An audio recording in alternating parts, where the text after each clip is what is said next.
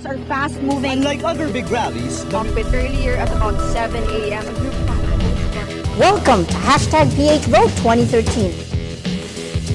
Today on Rappler, after Senator Bong Revilla's emotional speech, it's Senator Jinggoy Estrada's turn. A little-known fact, the Philippines and China have an existing defense agreement. And the murder trial of crew members of the sunken Korean ferry begins.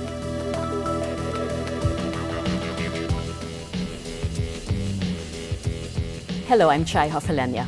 Welcome to Rappler, your social news network. After Senator Bong Revilla's emotional speech, another senator charged in the pork barrel corruption scandal is set to take the floor.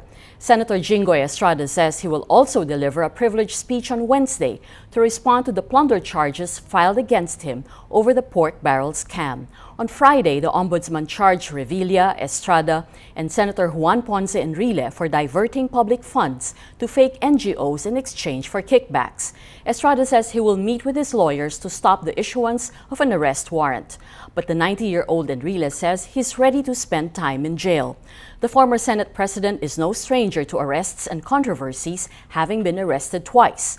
Now that the case is in the jurisdiction of the courts, Enrile says it will be time for him to respond after months of silence. He adds he and his former Chief of Staff Gigi Reyes will be vindicated.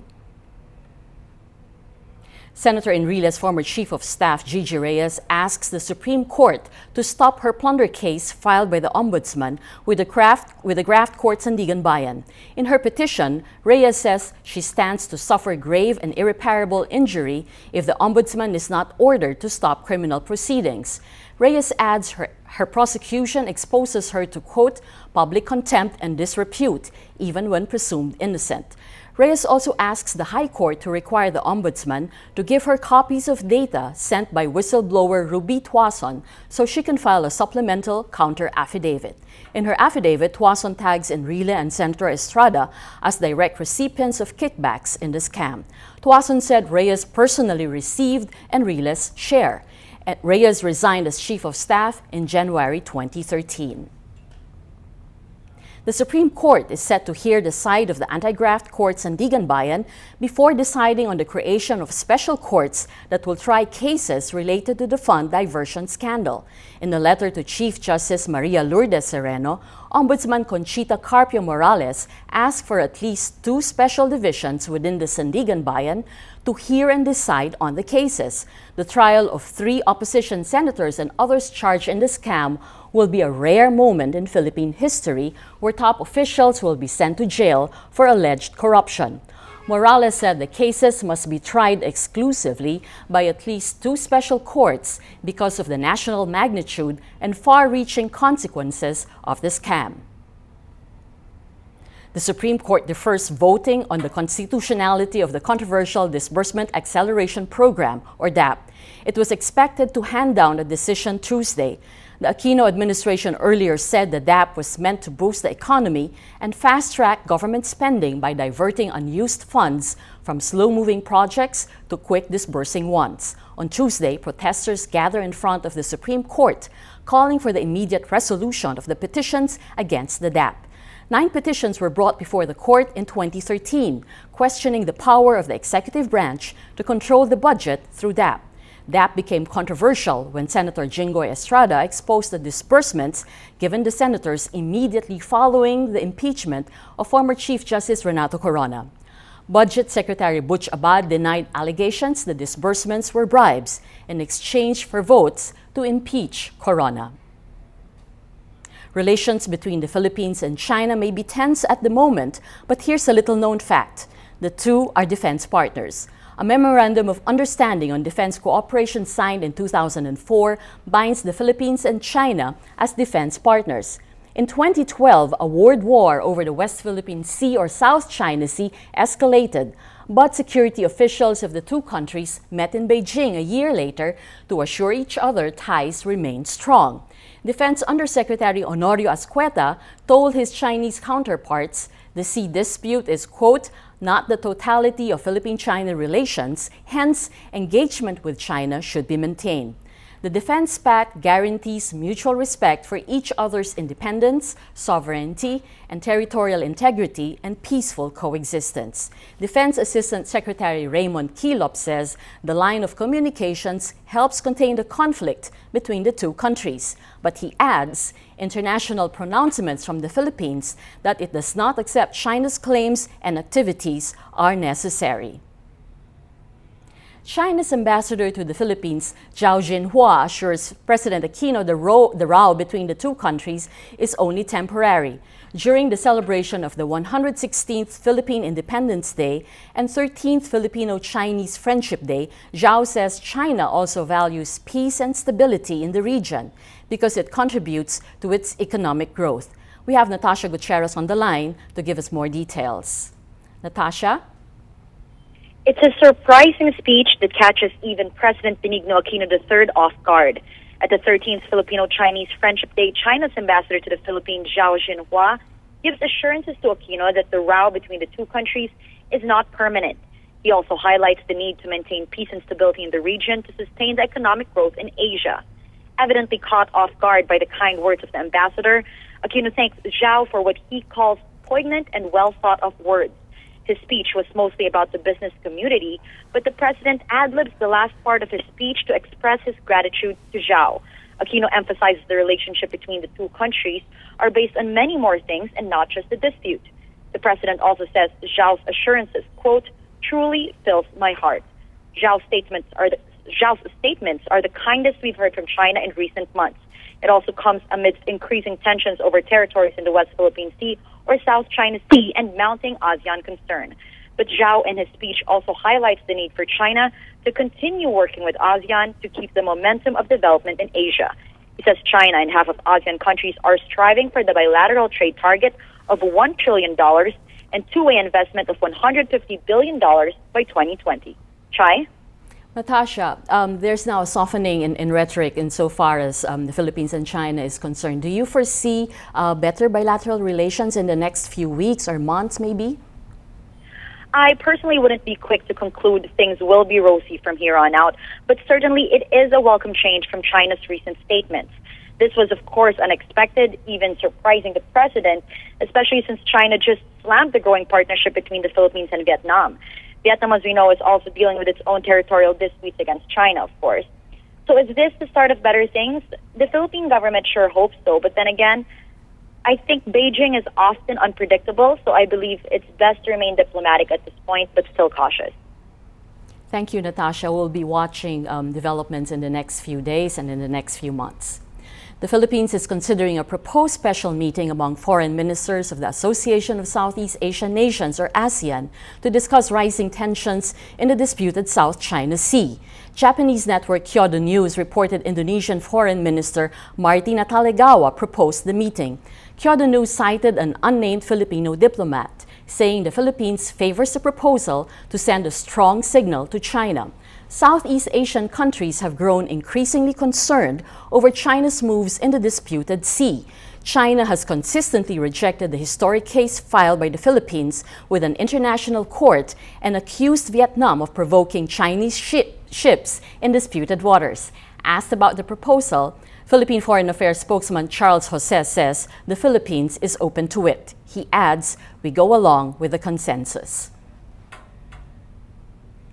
The Senate approves a bill allowing full foreign ownership of domestic banks.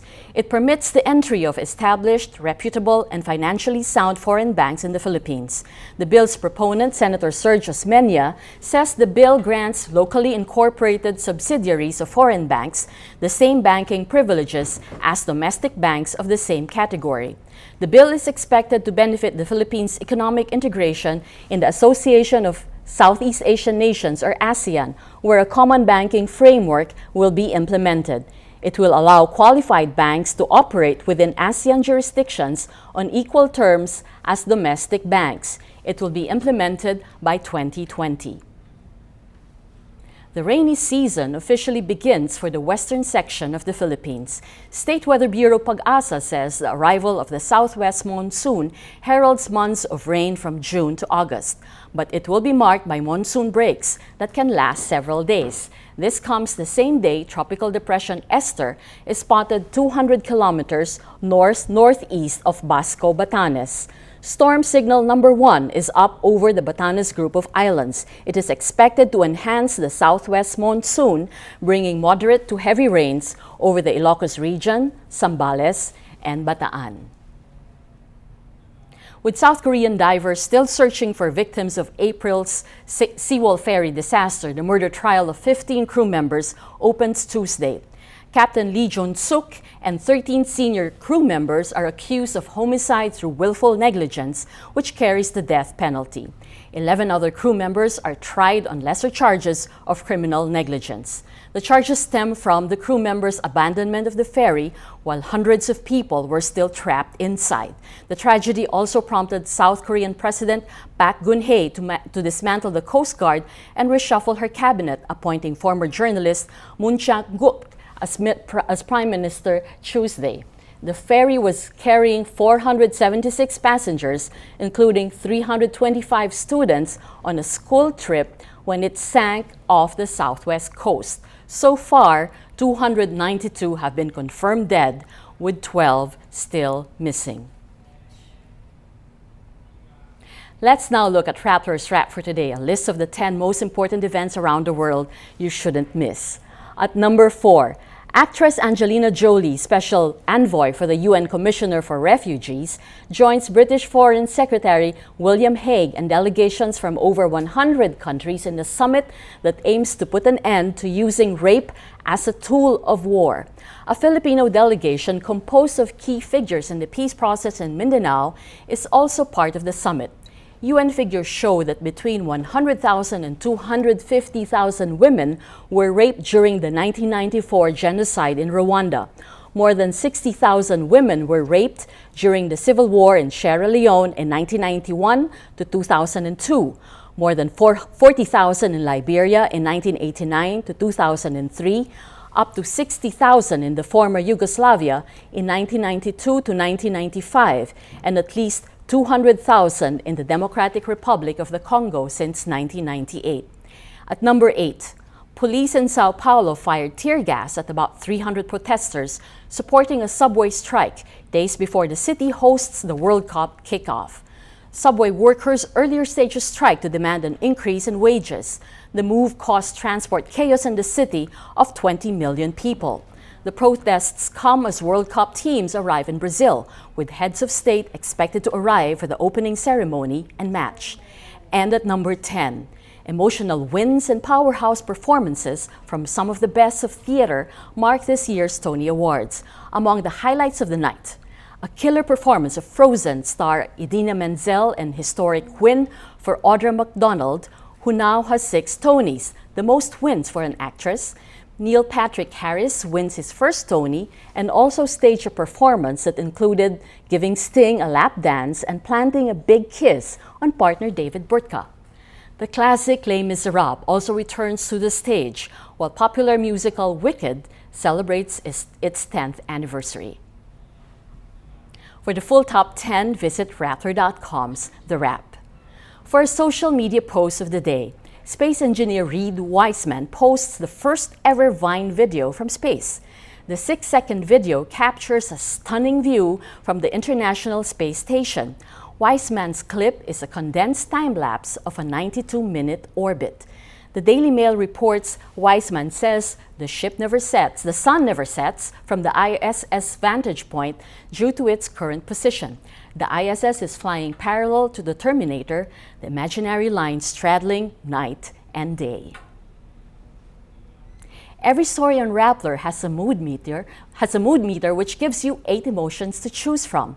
Click how you feel and your vote comes down to the mood navigator in the middle of the front page, which crowdsources the mood of the day. It also gives you the top 10 stories with the 10 most clicks. Let's look at tonight's mood navigator. It's really a combination of red and violet and a bit of gray. Actually, of the 10 stories tonight, 7 have to do with Bong Revilla's privileged speech yesterday. So right here in the middle, Bong Revilla's speech gets 73% angry, 17% annoyed, 2% amused, 2% sad, 2% don't care, 2% inspired, and 1% afraid. Another red circle covers the reactions on social media to the singing Senator Bong Revilla. This one gets 60% angry. And over here, this was our top story last night after the story about his privileged speech. This story, Revilla privileged speech, turns into a show, gets 70% annoyed, 22% angry, 2% don't care, 2% happy, 1% sad, 1% inspired, 1% amused, 1% afraid. All these, summing up our mood for tonight. Tonight, most people are angry.